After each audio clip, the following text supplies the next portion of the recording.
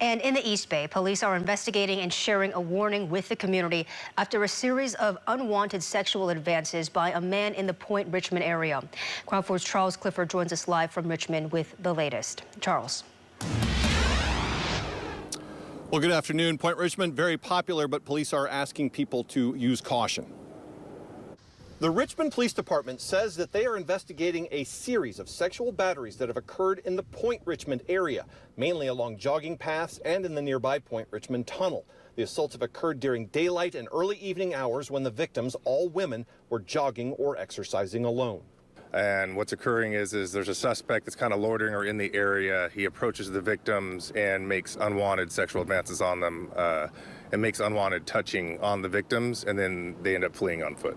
The suspect is described as male, 40 to 50 years old, 5'7" to 6 feet tall, with an average build. The Richmond Police Department has stepped up patrols in the area, and they're working with East Bay Regional Parks to try to find the suspect. In the meantime, they're asking that anyone visiting the area use caution. You know, if you're out exercising, it's always better to be in a group, to not do it alone.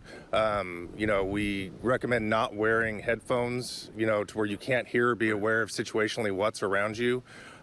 Trust your instincts. If something seems off or doesn't seem right, follow that instinct. You know, maybe you see a person that looks a little suspicious, or they give you an uneasy feeling, maybe try and avoid that person, go to the other side, or avoid the path that's going to put you in contact with them. Police also suggest trying to stay in well-lit areas, take a different path every time you work out, and consider carrying a whistle or personal alarm.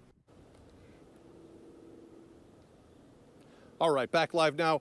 Anyone with information is asked to contact the Richmond Police Department. But for now, in the East Bay, Charles Clifford, Crown 4 News. Charles, thank you so much.